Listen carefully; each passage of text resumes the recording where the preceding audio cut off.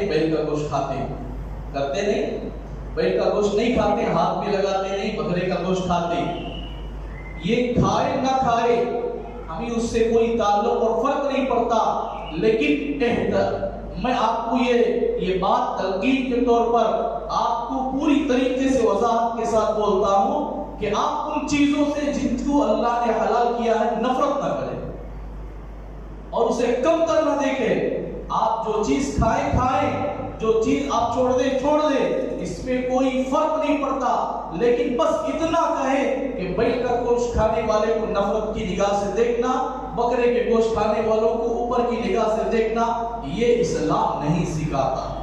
کسی کو کم تر، کسی کو اونچا نہیں بتانا چاہیے۔ اللہ نے مسلمان کو آپس میں ایک ساتھ جوڑا ہے، غریب ہو یا مالدار، وقت کا بادشاہ ہو یا غلام، صفوں میں جب کھڑا ہو جاتا ہے سب کھندے لگا کر کھڑے ہو جاتے ہیں، صفیں باندھ کر کھندے سے کھندے لگ کر کھڑے ہو جاتے ہیں، یہ اللہ کے در پر ایک ہو کر کھڑے ہوتے ہیں۔ تو ہم ایک مسلمان بن جائے تو اللہ کی قسم دوسرے ہمارے اوپر انگلی نہیں اٹھا سکتے، ہمارے اوپر کوئی انگلی نہیں اٹھا سکتا۔